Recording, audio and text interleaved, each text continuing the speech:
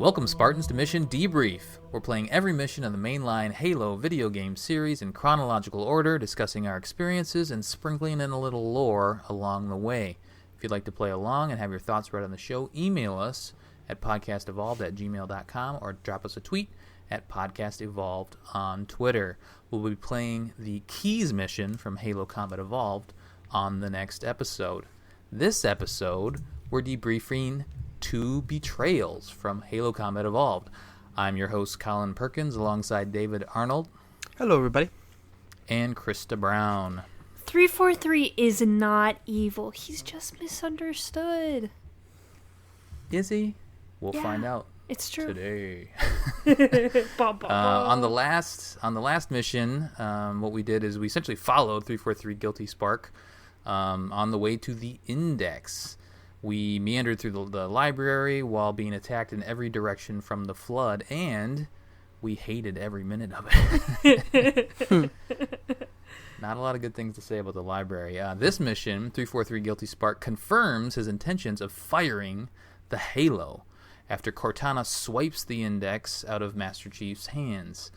Sentinels then are quickly added to the list of entities that want to kill us as we take to the skies in a Banshee to disable Installation 04. The date of this mission, it's a new day, the 21st of September, 2552. The mission opens with a very important cutscene, so we're going to kind of talk through that first, and then we'll walk through we're essentially going backwards through Assault on the Control Room.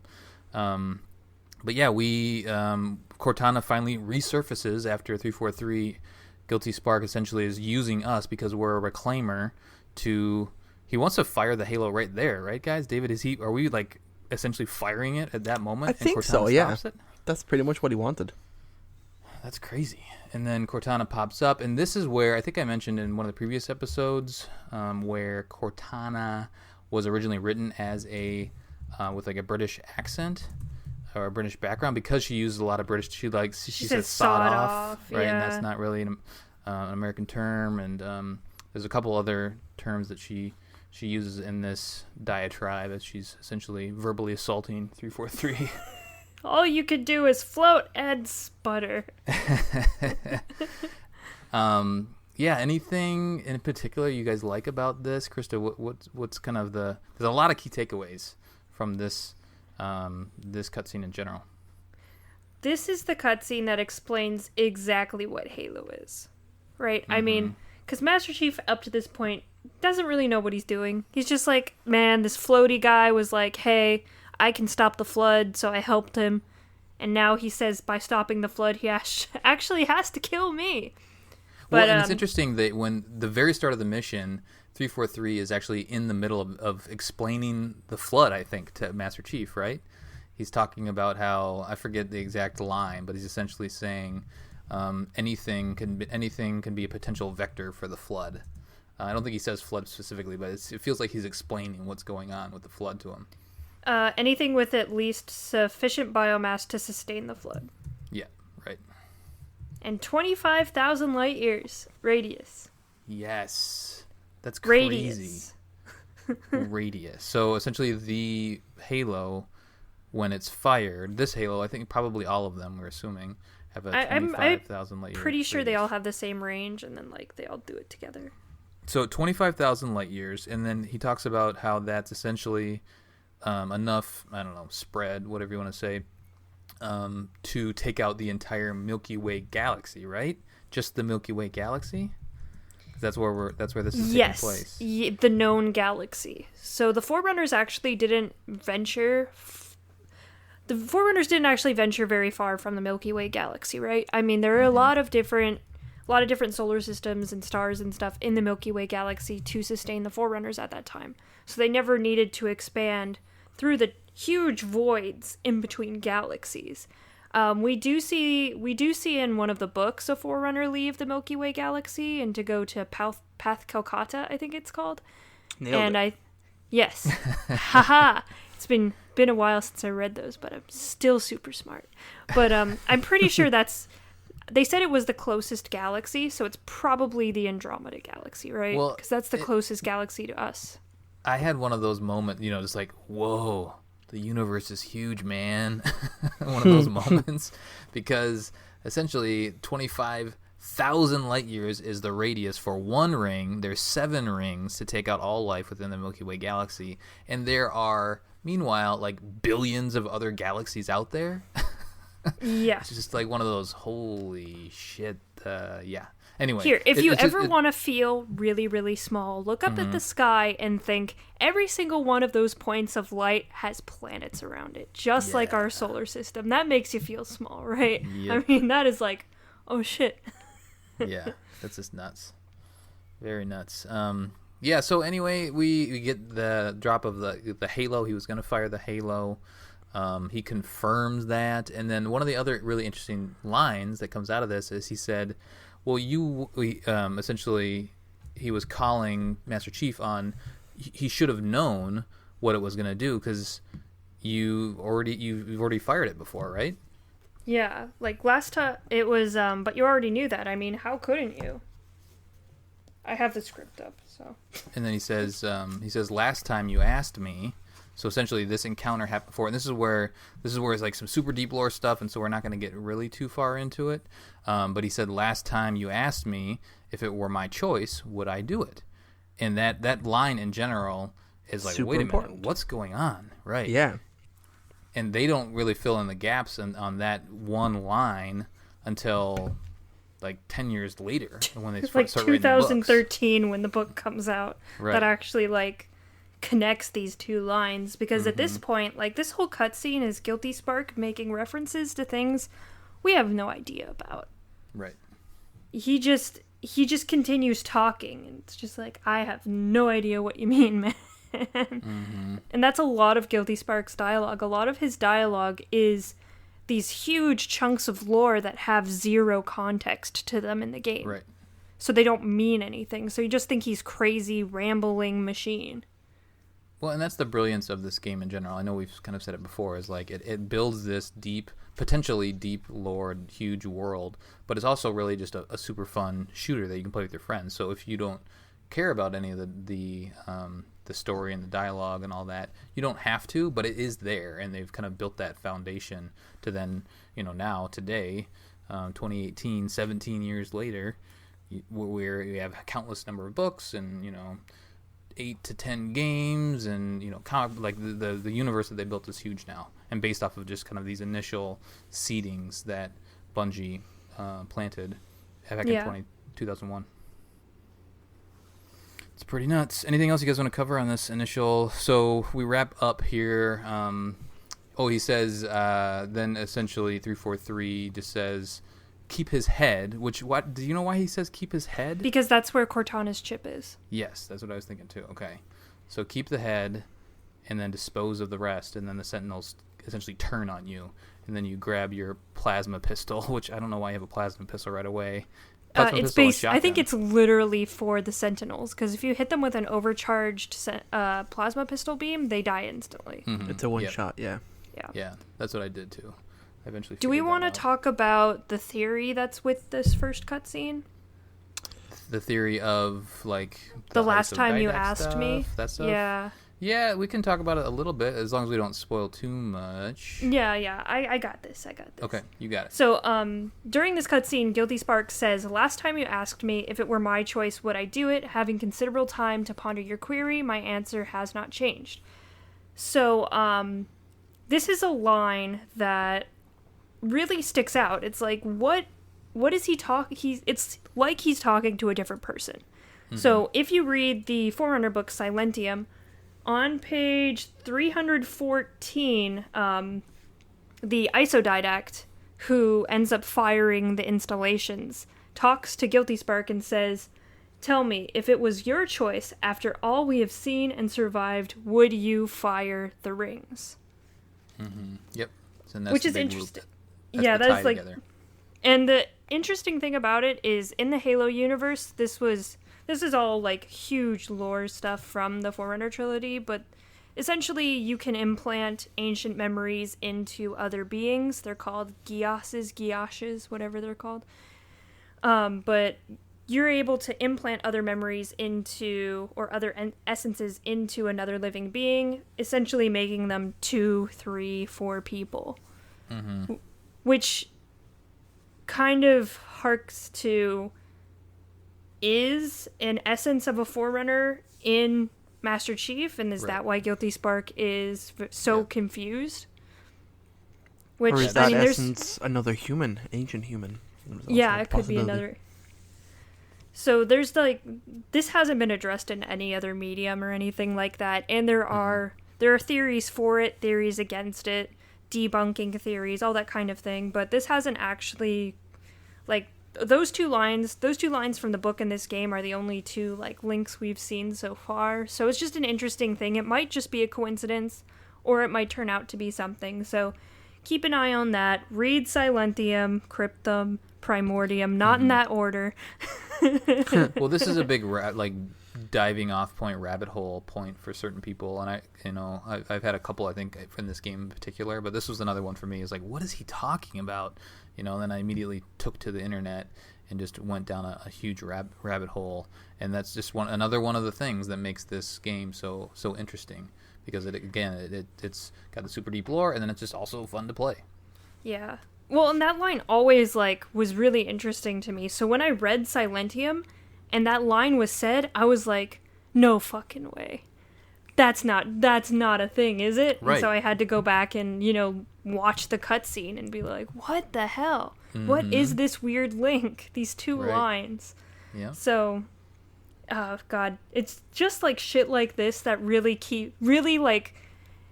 it's almost a good payoff for being so in depth with the lore and spending so countless hours on Wikipedia, going through the books, playing the games. Mm-hmm. It's just stuff like this that's always really interesting and keeps you engaged with the universe. But that's the rant. Thank you. Clap, clap, clap. Wonderful. And scene. Right. All right, so now let's kill some stuff, right? So we run out of the room, the big door opens, and then you see Covenant. We finally see more Covenant, and they're essentially charging the room, and then the Sentinels are taking them out. And this was a sticking point for me. I think I took a week off from playing, and I'm playing on normal again, and I died a lot on this opening area, probably because I just didn't wait and let the Sentinels, or the Covenant and Sentinels, take enough of each other out. I just kind of drove in there. Did you guys ever have a tough time with this, or have you done enough where you just kind of know the strategy? I'm generally okay, but I do remember this sequence on Legendary, the first time I played it, being a little bit tough. Yeah. Especially with the weapons you're given. There's no cover. Yeah, there's no cover. You're given a shotgun, which is great as it is. You still got to get up close. Right. And they're way more accurate than you.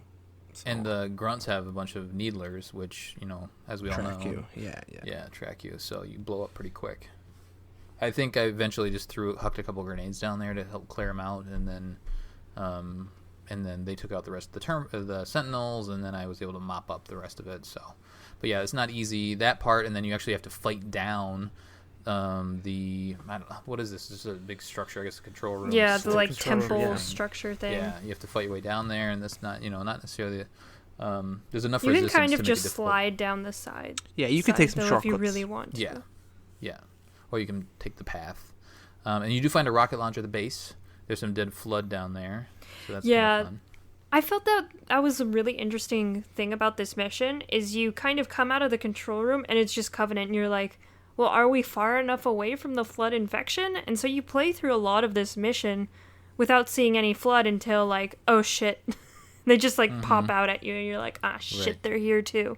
Yeah, exactly. So I got a little ahead of myself. I wrote in my notes and I skipped over them. I want to talk about the control room and how awesome it is. So before we even leave, you have the conversation, the cutscene, then you clear out the Sentinels that are trying to kill you, and then you have a chance just to wander around the control room, which I think is great. It's got this giant halo in there, and it's got the globe of the planet. The gas giant, yeah. Yep. And then you kind of see the perspective of the halo, how big the halo actually is, and then there's another planet, or a moon, I think, that must be going around the gas planet, and then it has the fun it has the fun colors. And I was switching back and forth on the graphics right here a lot just to kind of compare and see what they did differently. You know, I really like the new graphics. The room is beautiful. In the old graphics, it's a little bit darker. It's still actually almost the same, I think, holographic images of the planets and stuff like that if you flip back and forth. But this room is just fantastic. I love it. It's always like, especially when you're first playing this game, once you first walk into the control room, it's like wow. And I think that's what they were really going for. I mean, this is the control room of the entire Halo. It only makes sense for it to be this like grandiose room just with this alien structure. I mean, I think they did a great job in designing it to be just as awesome as the structure itself. David, the structure as this in looks Halo. This looks a lot like your office at work. Your office is pretty similar. Totally. I think that's Ian's office, actually. I mean, he is a nuclear engineer. He is a scientist. Yeah. Right. Yep. He goes to work every day and goes to this giant room with like one computer in it, and a holograph of the Halo. The terminals. The terminal's in the back there, so if you wander around, you will find the terminal. We'll talk about that at the end of the show, but make sure to grab that if you didn't already. All right, so then back to the bottom of the kind of the slope that we're going down. Pick up the rocket launcher, and then we have a wraith, a friendly wraith that's throwing plasma. What are they called? Plasma. What is it? What does it throw? Plasma charges. Is that what it's called? Plasma charges. They have the big kind of spread splash damage, so you want to make sure to keep your distance from it.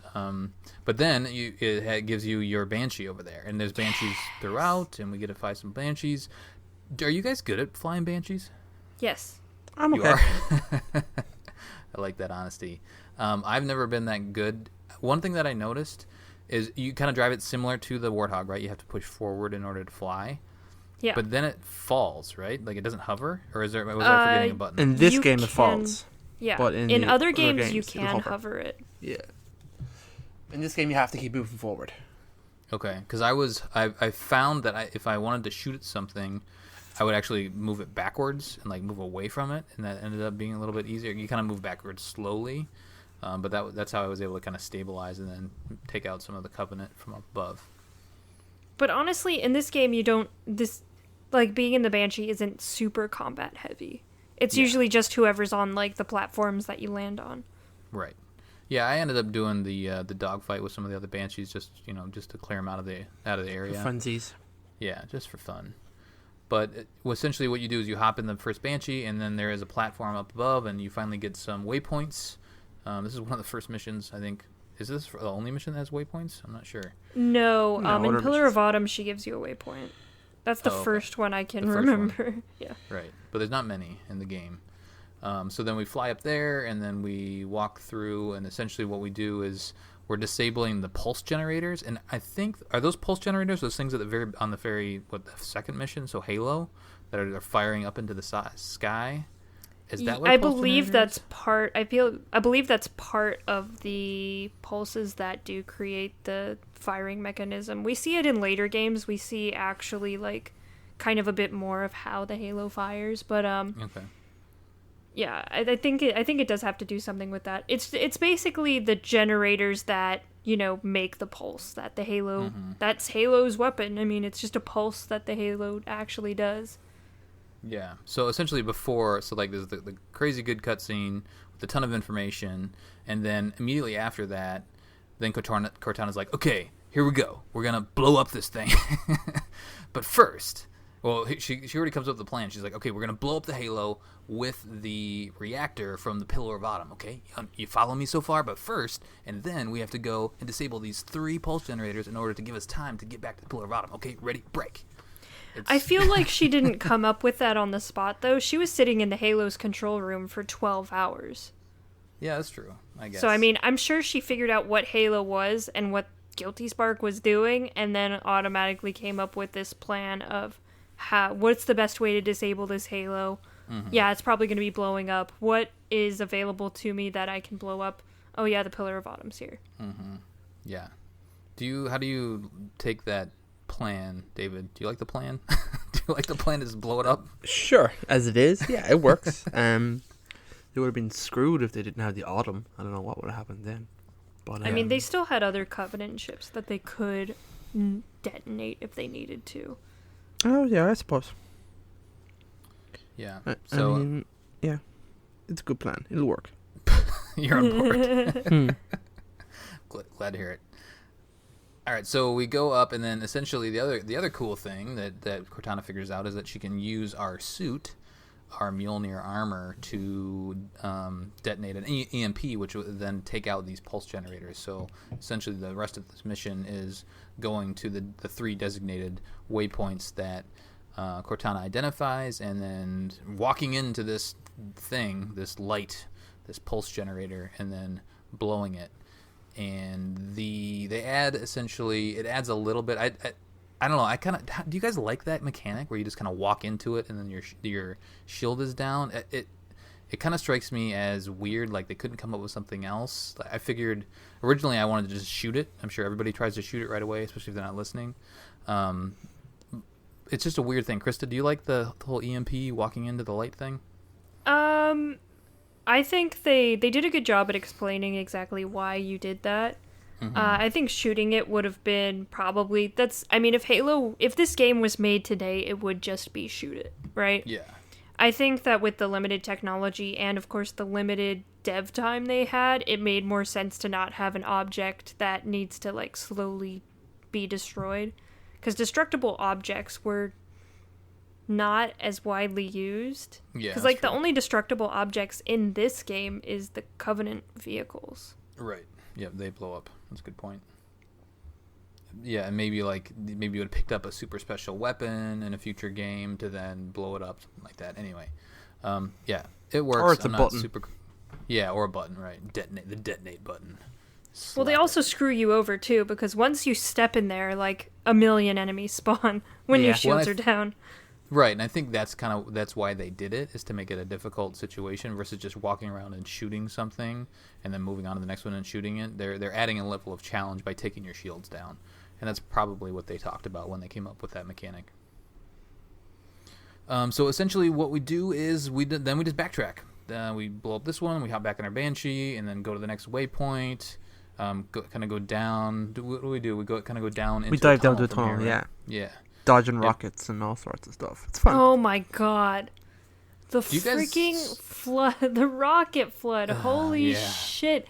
They spawn, there's like 6 of them that spawn right in front of you, and they don't have any self-preservation. So they will fire it point blank at your face. Mm-hmm. I was getting so mad. Was that in the tunnel where you're diving underneath? Is that it's everywhere. There's so many of them in this mission. Yeah. Like there's like 5 or 6 instances of like 2 of them together throughout this mission. They're on like the bridges and stuff. They're cool. Yeah, the bridges. It's your instinct because this mission feels like, hey, I got to hurry up and go do this because there's a sense of urgency and we got to stop 343 before he, blows or detonates the Halo. So we got to go and do this. So there's the urge to hop on the Banshee and just sprint for the waypoints on each spot. And I'm sure you can do it, and maybe some people think it's easy, but it's not. It's more difficult than some of the other missions to just sprint through. You actually have to kind of clear out a little bit of an area, otherwise you'll be, to your point, Krista, taken out by a rocket, flood, or something. Or the flood will just completely overwhelm you. Yeah, you do have to kind of take your time a little bit along the way. So you go down in the tunnel, and essentially you make it to the same point where we had our Scorpion through there, right? Yeah. And we have the big giant room. There's not as much resistance as there was previously, but there is flood in there. And we're just backtracking, and then in each point you stop. You essentially have to get out of your Banshee to then proceed, walk through, and then you find another Banshee. Have you guys ever like blown up the Banshees on accident and then just? I mean, I guess there's checkpoints, which is nice, but there's always a Banshee to pick up, which is nice. Yeah, it was nice that they gave you a free Banshee, so just in case. Mm-hmm. Yeah, right away. And then you kind of come out of the tunnel on the other side and hop in a Ghost. I had a little fun with the Ghost too. Hop in the Ghost, clear out a little area. Then you have to go actually all the way to the end where you first, at the beginning of the Assault on the Control Room mission, where kind of the warthog was flipped over, and that's where you got your rocket and your sniper rifle. You have to go all the way back there to get your Banshee, and then fly all the way back. And actually, that's where we get the skull, as you fly back to the entrance of that, or exit, I guess, of that tunnel, and you land on top. That's where you get the Pinata skull. Yay. It's where like the 2 wraiths are, and then the 2 hunters are down in the tunnel. Yeah. During not assault on the control room. I love that fight. The fight where the Flood and the Covenant are just duking it out. I just sit and wait for one of them to kill each other out. It's interesting to watch too. Yeah, I think it's pretty cool. Yeah, it is fun to watch, and if you keep your distance enough, they will just kind of thin each other out, which is great. And then the surviving faction gets death by chief. What a wonderful reward. Essentially, yeah. Actually, I thought about taking a screenshot at one point because, yeah, that one encounter, kind of where we are right now, is, they killed each other, then I killed everybody else, and then there was just bodies all over the place. just a big, giant body count in this game, in this mission in particular. So then we essentially just keep disabling these pulse generators, but the other one, I think David, you mentioned the bridges are actually pretty interesting. They're not easy, but they're interesting. Where it's Covenant and Flood attacking each other, and then also attacking you. Yeah, it's cool. I like the dynamic of the mission where you're constantly the third force, essentially. Mm-hmm. Well, this is the first mission you feel that, where you have the 2 warring forces. And honestly, I feel like this mission, there's not much to this mission. I feel this mission was just here to set up, the war between the Flood and the Covenant and how much chaos has broken out. Yeah, they haven't really... Previously, I mean, you've seen the Covenant being taken over and becoming Flood, but we haven't really seen the Flood fighting the Covenant yet, right? So this is kind of the first time where everybody's fighting each other. All out. Yeah. And there's essentially the 4 factions now, right? So there's us, UNSC, Flood, Covenant, and then the Forerunner, the Sentinels. Yeah. The fourth faction. So then the mission ends when we finally go back and blow the last generator. Cortana then comes up with another great plan because she's brilliant, and she says that she can teleport you using your own Mjolnir armor. And then we're done. Well, she teleports us to Keys.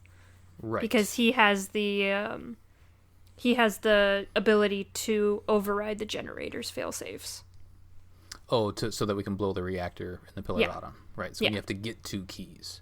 So we essentially disabled the installation for now, and then while 343 is trying to get everything back up and running, that'll give us time to get to Keys and to get to the activation code. That makes sense. Yeah, so now we're on our way to find Keys, and then we have 2 missions left. Holy cow. Oh my god, we're almost done with this game. I know, it's crazy. We're on the final stretch. Anything else you guys want to cover off before we talk Terminal? No, you kind of covered it. I love this mission, even though it is going backwards through a previous mission. But I do. So, David, you said you liked the assault in the control room was one of your favorite missions. Yes. Is this another one of your favorite missions? I do like this mission a lot. Yeah, I mean, with my friends, we used to play this mission and then assault in the control room just over and over again. So okay. It can get a little bit boring because you're playing the same mission twice, essentially. But right. I do enjoy it. I liked it. But it's more of a giant sandbox. Yeah, exactly. That's what I like about it. I like the big moments. And you can pick up a warthog at one point, and you can pretty much ghosts and stuff. There's banshees. It's got it all. Mm-hmm. Everything but the scorpion. True. All right, let's do some terminal action, and we did a couple community comments. Then we'll get out of here. Hooray! Okay, so like we said previously, this terminal is real easy to find. Once you are able to move Chief at all, you go to the back of the control room and you hit the glowy yellow button. It's interesting that this is literally at the beginning of the mission. Yeah, I was surprised, pleasantly surprised that it wasn't difficult to find. Do you think it's because of all the flying you're doing, or do you think it's to encourage you to look around in the control room? I think, yeah, I mean, they probably, because these were dropped in Anniversary. They weren't in the original. And so they probably thought, hey, we have this giant room. Let's just drop the terminal in here. We spent 40 hours making this room pimped out. Let's make them spend more time in here. Let's give them something to do. It also really coincides well with the actual contents of the terminal itself, because this terminal literally just explains the firing of the Halo array. Mm-hmm. So it's Guilty Spark telling you, like, 25,000 light years is the effective range. He says that there are 3,792 worlds capable of sustaining biological sentient life within his ring's range. Yeah, he just goes on to say, he drops Installation 00 and talks about how if all the rings are fired at once, the entire galaxy is left devoid of life. He even says, had the original 12 rings survived to see use, sterilization would spread far further than most Forerunners ever feared we could reach. And that, my friends... There's 12? Yes. There is the Cenacint array, which is the 12, and there is the Neoteric array, which is the array we know. Isn't it great? Aren't you glad you're listening to this show right now and getting all this lore? Oh my god.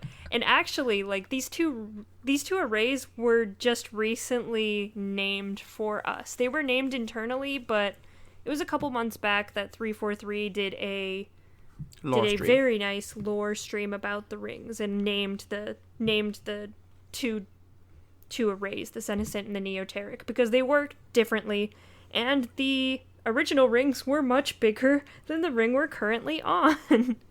Ridiculous. Yeah, that's crazy. I have a question for you guys. You when the Halo detonates or whatever goes off, does life, like, what happens? Like, do people explode? Or do they disintegrate? I think it's a disintegration because in this cutscene you do see stuff getting disintegrated by the pulse. Mm-hmm. Oh, that's true. Just melt into puddles of liquid. Probably. I something mean, to think about. No one would survive to see what they look like. So.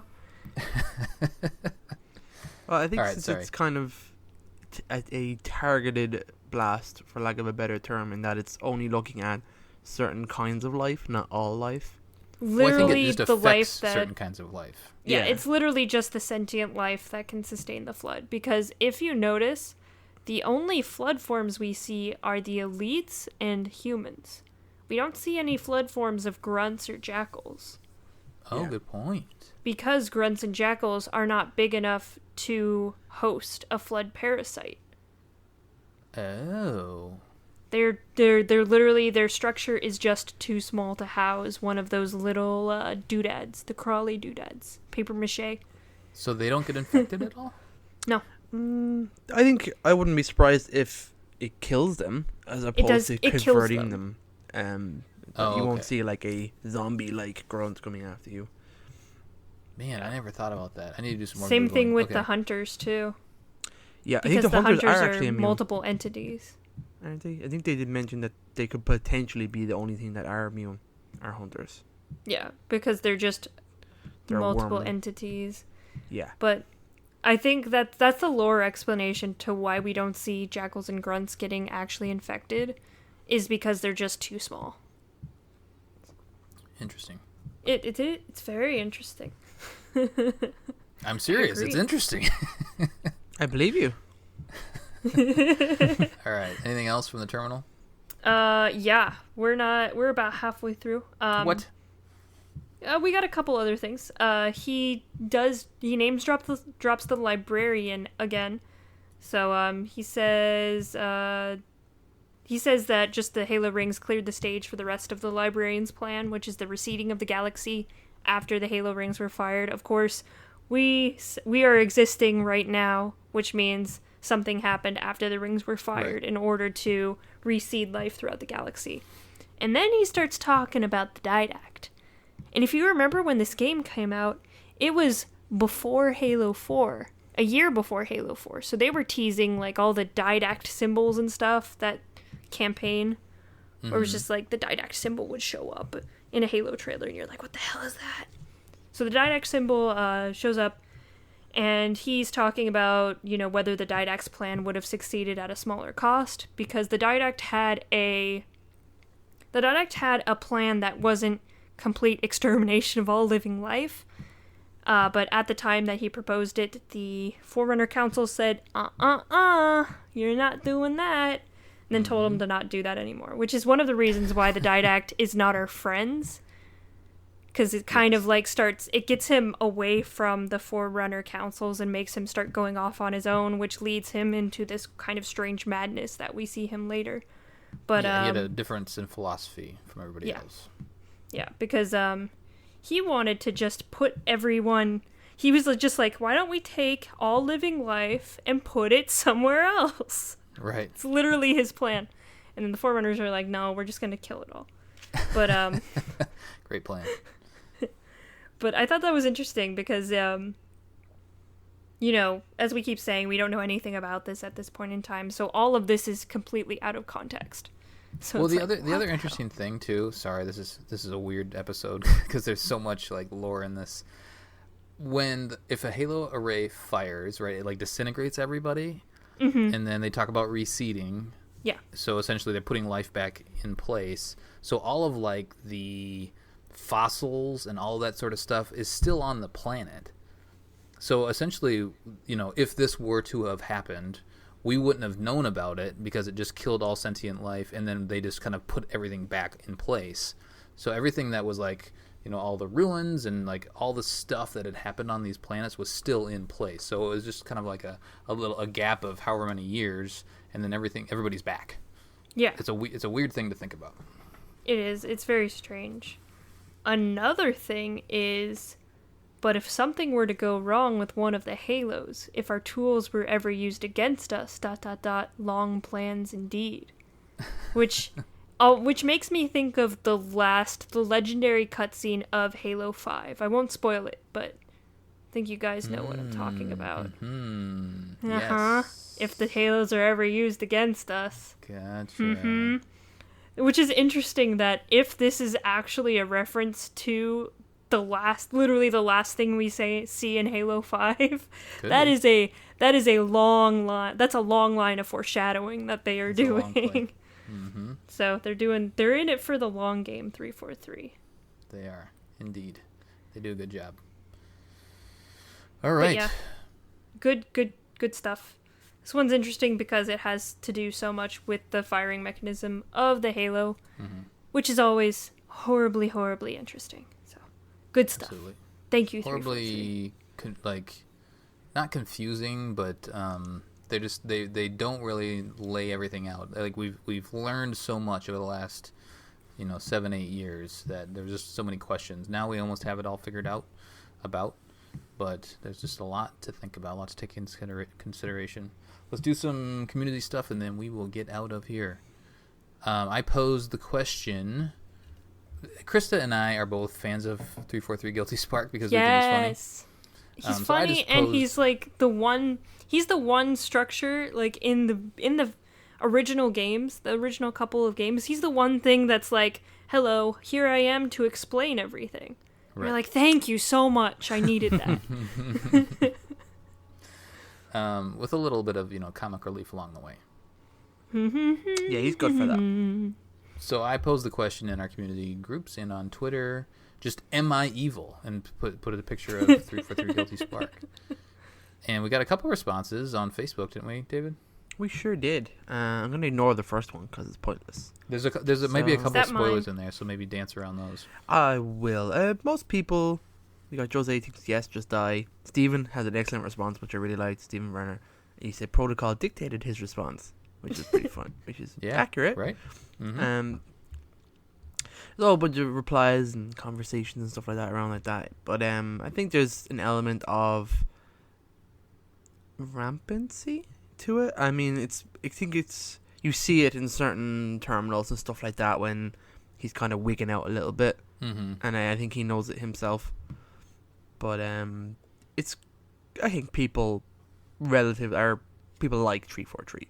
I don't think they see him as evil. He's not like a bad guy, is lack of a better term. And I know there's more to that story. It's not finished yet, but we can't really talk about that. Yeah, exactly. All right, anything on Twitter? No, not really anything on Twitter. I think there was one post, but maybe they don't like Guilty Spark on Twitter. They totally ignored him. Oh man. Well, I think I posted a meme on Twitter, and those are easy to skip over. So, anyway, all right, let's get out of here. That will do it for our debriefing of what mission was this? 2 Betrayals from Halo Combat Evolved. 2 Betrayals. 2 Betrayals. So, what are the 2 Betrayals? So, Guilty Spark 343, and then what was the other one? 2 Betrayals. Is it kind of like Chief betrayed Guilty Spark? Maybe they betrayed each other. Yeah. It's double betrayal. Oh, I never really thought about that. Yeah, maybe that's what it is. Yeah, that could be it. Something to think about as we close the episode. Yeah. All right, guys, let's talk 40 more minutes about the 2 Betrayals. Which ones are they? All right, on the next episode, we'll be covering the mission keys. Send us your thoughts at podcastevolved at gmail.com or drop us a tweet at podcastevolved on Twitter. That'll do it for us. Until next time, evolved. Evolved.